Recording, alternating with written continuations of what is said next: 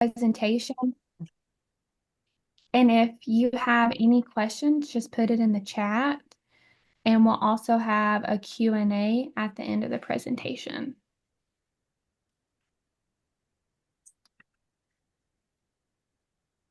So my name is Carlos, And my name's Reagan. and we're going to be talking a little bit about the high protein diet. So first off, we're just going to go in and just kind of talk about any some social media myths that lurk around the web. Um, so like a lot of these things, like these two screenshots here that talks about the benefits of protein and what the science says. If you read these, they're very uh, they're informative, and some of it is true, but not all of it. So a lot of these things here is just pretty much like it. Some of it is true, but there's some things that they're kind of tweaking and not really letting you know about. So a lot of these things is what we're going to talk about today in today's presentation, just to kind of give you a little bit more information on what a high protein diet is, what protein is, and yeah, let's get into it. So anybody in the chat, you can just write it in the chat. What is protein? You guys know what it is. You could just kind of like Yeah. say it out to what you know about it.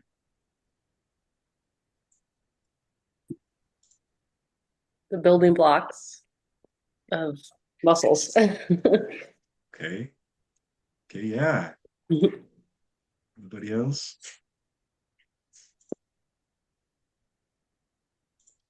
Yeah. Well, perfect. I mean, the building blocks is perfect.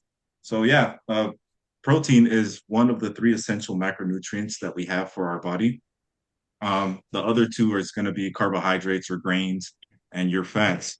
But we're going to focus a little bit more about the protein.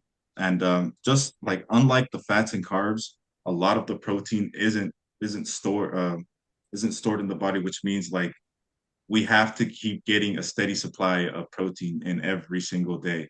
Um, because once we run out of protein, it gets turned into fat, sugars, different things like that.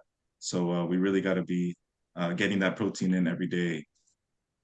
And then, yeah, just kind of like you said, it's the building blocks. So protein turns in kind of like into building blocks, amino acids.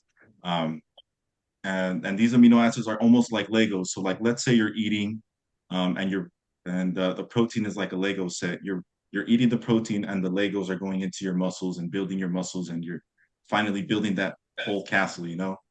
Um, so that's something that really helps out.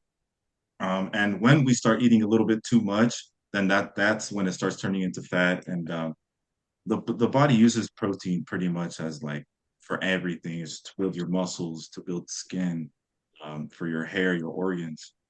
And if you didn't know, when protein is broken down, it turns into the amino acids, and we have 20 of them, 20 different amino acids. So 9 are essential and 11 are non-essential. So basically, what it means is the 9 essentials is pretty much something that our body can't produce. So the 9 essential amino acids we need to get from whole foods, from actual food to eat. The other 11 are amino acids that our body can produce naturally, so we don't really need to eat those from food. So we really just try to focus on all 20, but we want to get those 9 essential ones in our body every single day. On to the next one. So why does our protein need why does our body need protein? I know I talked about this a little bit on the last slide, but I want to see if you were paying attention or if you have like a little bit more input on why the body needs protein. You just type it in the chat or let me know.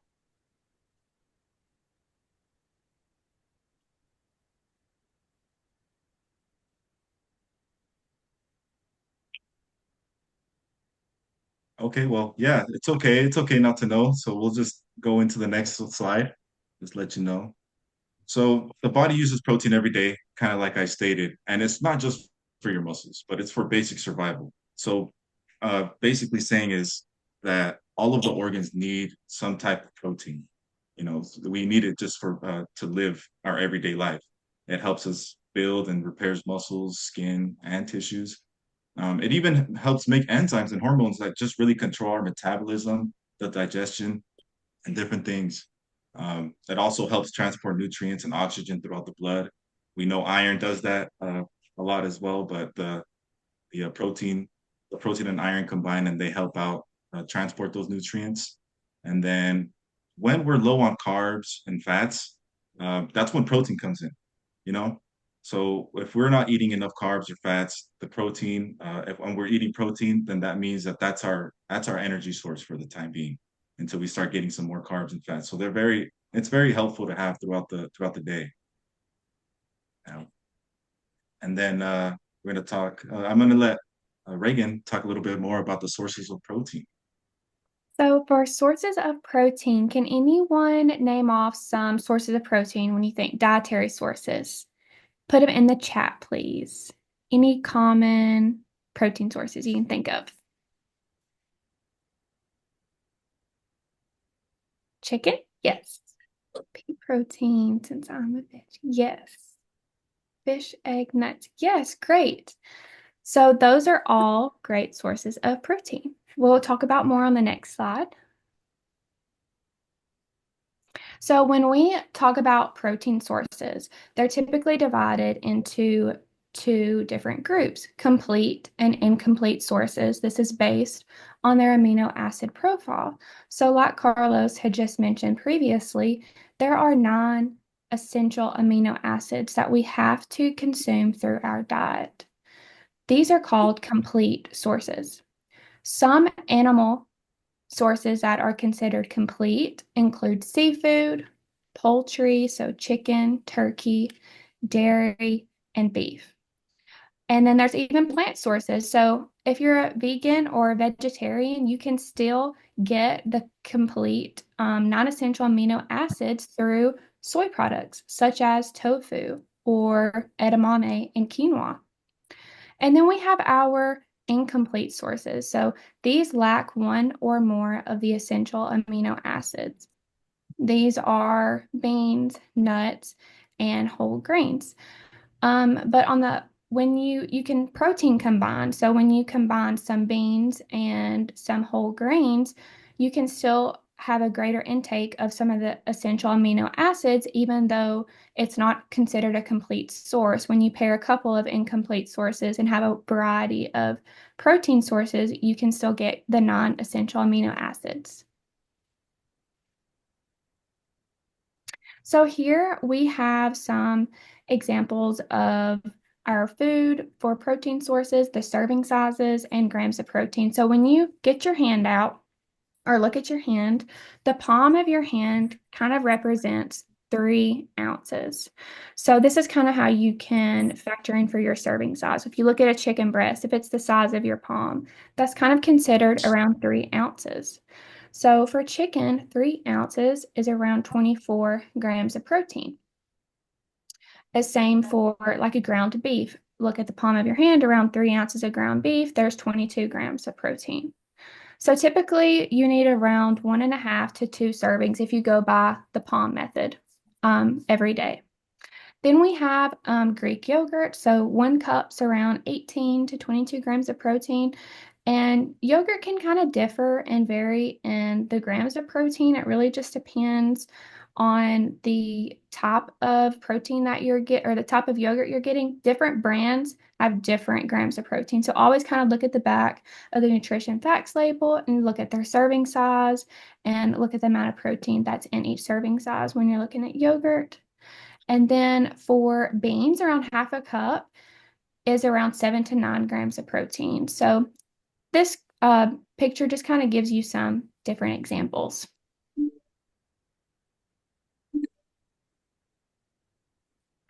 Too much, not enough. So what have you heard the recommended intake of protein should be? Type it in the chat. Does anyone know?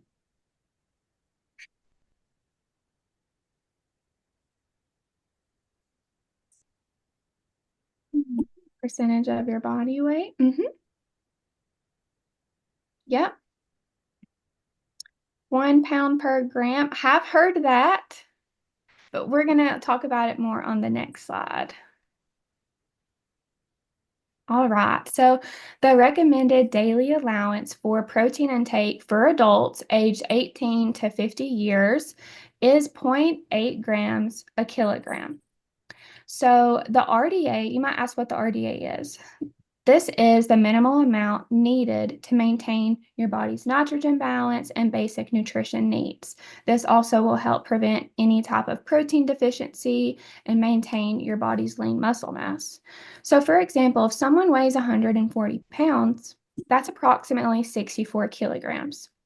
So that's when we calculate, multiply that by the zero point 0.8. So that gives you around 51 grams of protein. So someone who's around 140 pounds, the RDA for them is to consume around 51 grams of protein per day. But it's important to note that protein requirements vary based on factors like age, your physical activity level, any medical conditions, if you're pregnant or breastfeeding.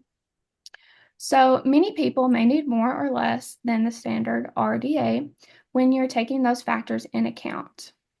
In the United States, the average protein intake is usually higher than the RDA, with most people consuming around 1.2 to 1.4 grams a kilogram a day. So that is much higher than the RDA.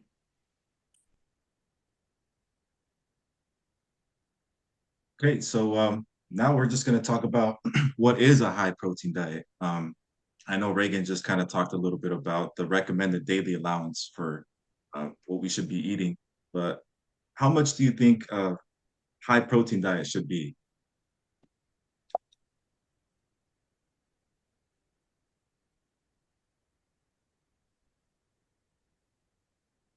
Let's just go into it, and I'll let you guys know in the next one.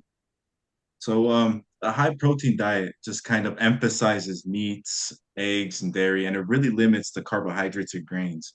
Um, so if we move on to the next slide, we can see that high protein diet does promote a very high protein intake. It also promises weight loss quick and faster muscle gain. And if you can see here, the little pie charts that I have in front of you, the standard balanced meal plate should be about a quarter of protein, a quarter of grains and starch, and then half of your plate to be vegetables and some type of fruit. Um, but when you switch over to the high protein meal, you can see that half of the plate is protein, a quarter is grains and starches, and then another quarter is vegetables. But as you can see that they're just getting so much protein that it's gonna if they keep this up for a long period of time, then it kind of starts to cause an imbalance in their nutrients because they're just getting so much protein in their body that everything else is getting kind of pushed to the side and they're not really focused on that, on the other nutrients. They just want the protein. Um, but like this, diets like this, you'll find it in diets like keto, carnivores, or paleo diets. These diets are usually the ones that are promoted by some fitness influencers. Um, and usually it's around a little bit higher than 2 grams per kilogram. And even in the research and clinical settings, like that's considered way, way too high for a person to be eating. And just like I mentioned earlier, that a lot of the protein that you eat, it doesn't get stored as muscle in your body. Um, once the body has enough protein that it needs, then it'll just start converting everything into fat, and then you'll start to gain a little bit more weight, and that's not what people want. So let's move on to the next one. And then this is kind of like a little bit more into detail of what an average person eats and then kind of like what a bodybuilder eats. So it's the same pie chart.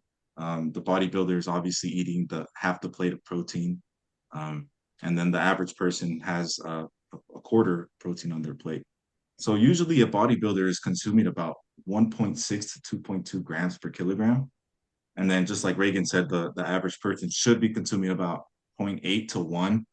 Um, and this is just an example to show you that these two people here, even though they may look a little different, they both weigh the same, 225 pounds. And we just want to kind of figure out how much protein do they need. So by doing the calculations of 225 pounds, 102 kilograms, um, and then by putting in the protein of the bodybuilder and the protein of the average person, you can see that the bodybuilder is getting way more protein than the average person. And that's because he's using his muscles every day. He's always working out. He's constantly trying to reach that new goal that he wants, running, just constantly using his muscles. And with the average person, we don't really use the muscles like they do. So we need to kind of cut down the protein a little bit. And yeah, so I'll move on to this one. And then here's another representation, just to kind of give you a little bit more clear visuals. And just kind of like the sedentary person, 0.8 grams per kilogram. He's going to be eating about 66 grams of protein if they all weigh 180 pounds. Um, so I would say a lot of us are kind of like in the sedentary, moderately active um, little bubble there. So you can still bump up the protein a little bit, even if you're working out 3 times a week, 3, 4 times a week. Bump up the protein a little bit. It won't hurt because you are using your muscles a little bit more than a person who is sedentary. And then just like the strength and resistance training person, he's constantly working out, constantly doing something with his muscles, constantly moving. So he's gonna be bumping up that protein to make sure his muscles feel filled and his organs and everything is good. Okay, so now we're gonna move on to a couple of studies that Reagan and I found. And this is just kind of like how a high protein diet relates to sports and how it relates to weight loss. So I'm gonna move forward. And so this is one of the studies that I found on high protein diet and athletes. So this study was done on men and women who are athletes. They split the participants up in two groups. So the first group, they ate a normal high protein diet, which consisted of 2.2 grams per kilogram. So it's still really high. Um, and then the second group actually consumed even higher amounts of protein, which was about 3.4 kilograms or grams per kilogram. And so the whole thing, the whole study was 8 weeks long. And what they did was just a high protein diet, and they kept their regimen going of resistance training. So there was a lot of requirements to be a participant in this. You had to be between 21 and 65 years old. You have you would have to have been doing some resistance training 3 times a week for about a year. You have no history of kidney, liver, or metabolic diseases, and you're not taking any type of performance enhancing drugs or supplements. So what we found was the goal of the study was just kind of like to figure out if eating a very, very high protein diet during lifting weights and weight training, if it could improve muscle growth, fat loss, and overall health. Um, so here are some of the outcomes that we found, and it seems pretty good. Some safe high use protein or protein use. Some secondary outcomes was that the participants had improved muscle strength, better endurance, no damage to the kidneys or liver, and no fat gained after the 8 weeks. Um, so overall, both of the groups really improved in their strength and they reduced body fat. However, the high protein group, the 3.4 grams per day, they experienced greater fat loss and larger increase in lean muscle. But that was only because it was 8 weeks. So what I want to point out is that this is not sustainable to do for a whole lifetime or for a whole year. These are people who are constantly training, so they constantly need the extra protein. And these are kind of like, the high performance athletes um, that are a little different than the regular normal people who are doing sedentary work and all that stuff. So these people do need that extra protein, and they're really working on it to really see some gains and all that. Um, so yeah, so that it usually there was no negative effects on kidney or liver function, and everything was looking pretty good. So then we'll move on to the next case study that Reagan has. So my case study was on the high protein diet and weight loss. So this was a randomized clinical control trial, and the aim was to determine the effects of increased protein in adults with metabolic syndrome. So metabolic syndrome is when you have abdominal obesity and you have some elevated biomarkers like total cholesterol, triglycerides, higher fasting plasma glucose, but you don't have like the diabetes or cardiovascular disease. You're just more at risk for that. So there were 105 participants, male and female. They were between the ages of 20 and 60 years old. and they were required to have central obesity and at least two of the elevated biochemical markers. So they were divided into two different groups. The first group was a standard protein diet. So this was the zero point 0.8 grams per kilogram. That was the RDA. And they were going to have three conventional meals a day, as well as two snacks a day. The high protein diet was on the 1.34 grams per kilogram protein requirement. And for the first 3 months, they were only given one conventional meal, and the two other meals were replaced with a high protein meal replacement shake. They were also given two high protein snacks throughout the day. After those 3 months, the high protein diet then went up to two conventional meals and then had a one high protein meal replacement shake and still continued the two high protein snacks. Both of the groups were under a 500 calorie deficit, so they subtracted 500 calories from their resting metabolic rate, and then they were encouraged to exercise 30 minutes a day. And this was 6 months. So the primary outcome of the study wanted to examine was if they had any weight changes. And then the secondary outcome was when if they wanted to see changes in their waist circumference, their HDL cholesterol, which is the good, and the total cholesterol, triglycerides, and fasting plasma glucose.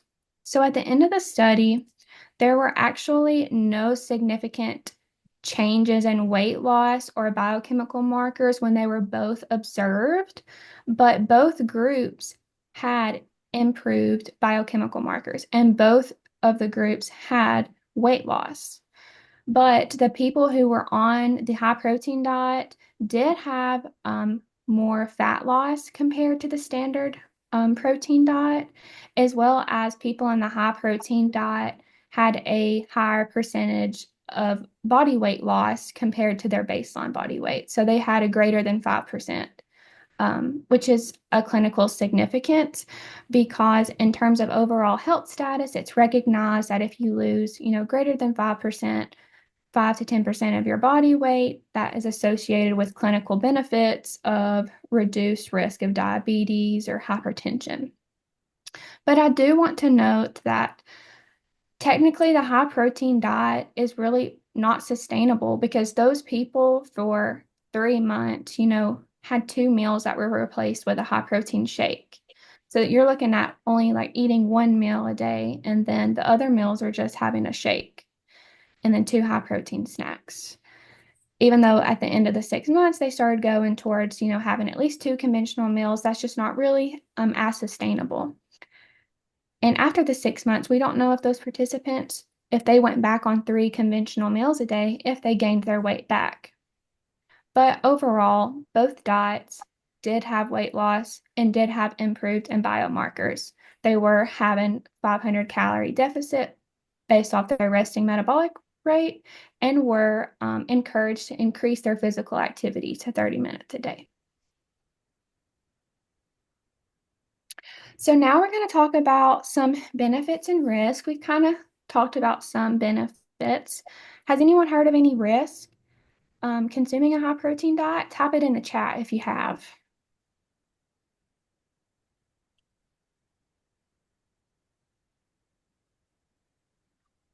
And that's okay if you don't know, because we'll go over it.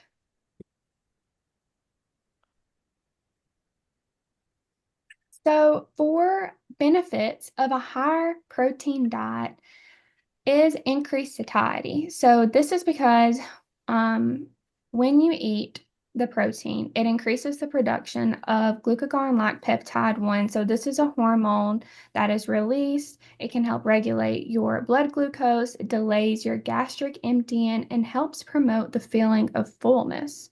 So due to slower digestion and fullness, this may make someone not as hungry, and therefore they may reduce their meal or snack intake, and this would aid in weight loss. Say you're eating, a higher protein breakfast in the morning, you might not need that snack that you needed before in between your breakfast and lunch. So you could be feeling full longer and feel more satiated up until lunchtime.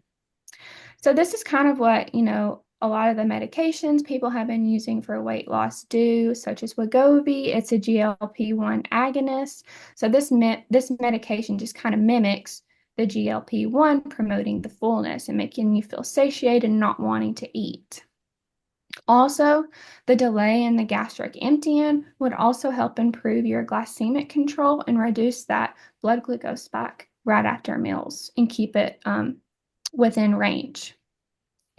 So for some risk of a high protein diet, it is that it may increase your risk of heart disease. And this is due to the fact that a lot of these high protein diets include a lot of processed meats, a lot of red meats, high in dairy products. And these protein sources are high in saturated fat. So if you're consuming a lot of those processed meats, red meats, and a lot of dairy, you may be more at risk if you're consuming those every single day. Also, it may provide a dietary imbalance of nutrients. So, Carlos had kind of mentioned this earlier when you are looking at just focusing on protein consumption. A lot of people tend to have a lower carb intake when they're on a high protein diet. And so you're missing fiber, which is a non-digestible carbohydrate that also promotes fullness and helps with your glucose spike and also helps with regular bowel movements. So when you're focusing just on protein, you might be missing out on all of those other nutrients. There was also a study done that showed people who were on a high protein and low carbohydrate diet had symptoms of constipation. And that would be because you're missing out on fiber. And also, Carlos had mentioned this, if you are consuming a lot of protein, those are still calories. And if you're not using the protein through the exercise, then the protein will be stored as fat. And so many people end up having weight gain if they're just increasing their protein intake, but not doing the physical activity that would require to maintain it. And then also people with mild renal insufficiency. So this means your kidneys are not functioning at normal limits. Proteins digest into amino acids, and then the waste products are excreted through your kidneys. So, people with CKD, chronic kidney disease, or mild renal insufficiency should not really follow a high protein diet. This is to reduce, damage on the kidney function. And chronic kidney disease is also considered a silent disease, and it's because most people don't even know they have chronic kidney disease until the later stages when symptoms start to show. So, the beginning stages of chronic kidney disease, you may not even know, and you may not have even prepared yourself to reduce your protein intake. So, some people who are not really, aware of their labs shouldn't just kind of hop on the high protein diet because it may actually do more damage to them than what they intended it to be. So, how to incorporate protein in your diet?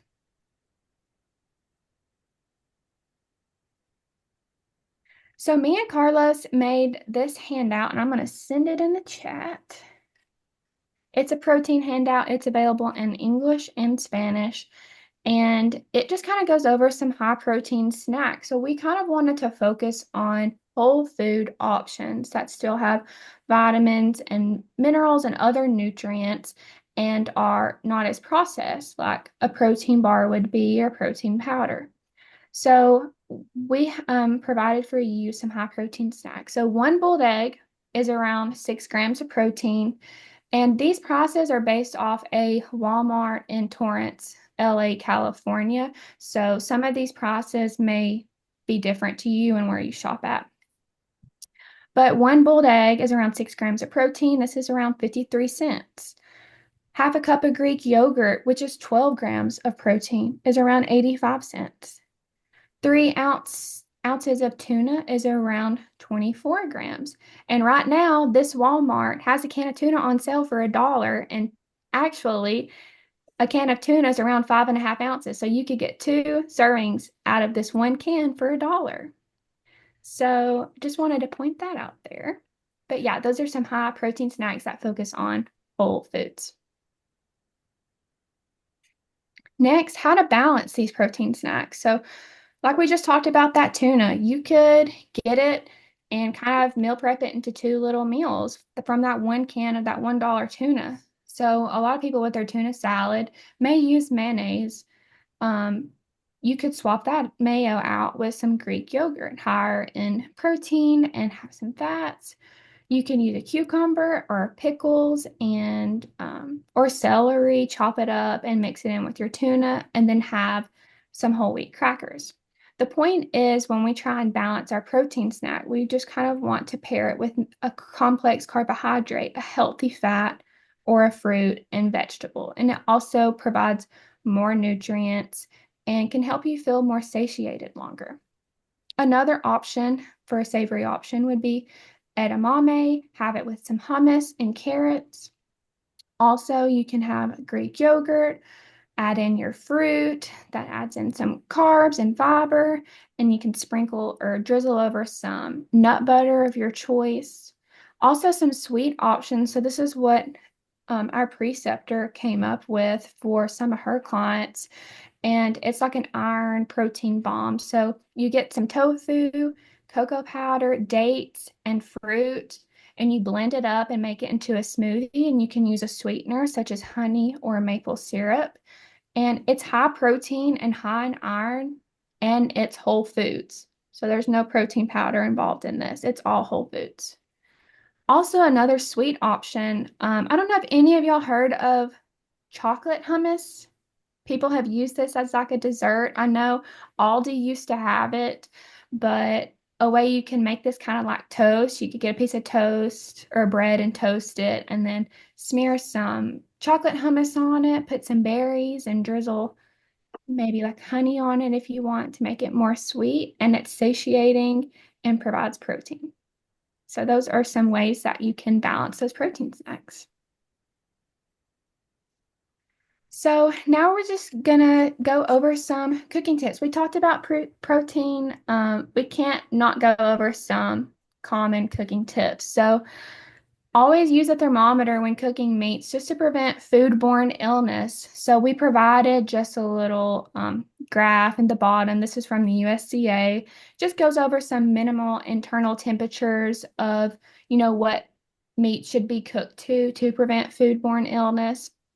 Always insert the thermometer in the thickest part of the meat and hold for 15 seconds. So, just an example, chicken should reach a minimal temperature of 165 degrees. And this is just to make sure we're preventing foodborne illness and not getting sick, or especially when we're cooking for other people. One tip for plant-based, when working with tofu, one tip would be just make sure you get all the excess moisture out. This can help crisp up your tofu when you're baking it. Wrap it in a towel, put a plate over it. Sometimes I get impatient, so I split the chunk of tofu in half and fold it out and then put the towel. That soaks up the water quicker. Also, another cooking tip for the dairy, use Greek yogurt as a cream and sauces or use it as a mayo substitute. So egg salad, tuna salad, kind of substitute that mayo for Greek yogurt. That's a healthier swap or has more protein too. And then lastly, cooking methods. So we recommend scrambling, baking, sauteing, grilling these protein sources, and try to limit frying just because it would increase your consumption of saturated fat.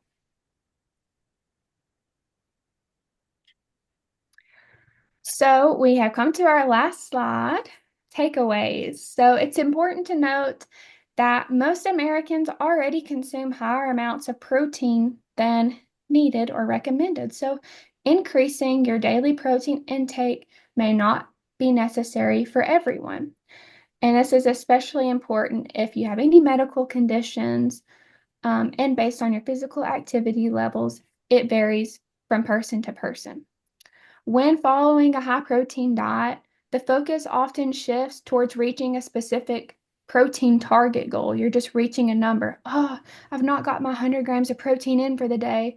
I'm going to hurry and eat a big old thing of yogurt right before bed. So you're not paying attention to your natural hunger cues or fullness, and this can lead to unbalanced and unhealthy eating. In some cases, a high protein diet may result in dietary imbalances as it could crowd out other essential nutrients like carbohydrates and fats that are also necessary for a well rounded diet. And then that said, increasing protein intake can support weight loss and it promotes satiety, muscle retention. However, maintaining a high protein diet over the long term needs to be carefully and balanced to ensure you're meeting all of your nutritional needs. So thank you everyone for participating and participating through our questions. We're open up the floor for questions. Does anyone have any questions? You can unmute or type in the chat.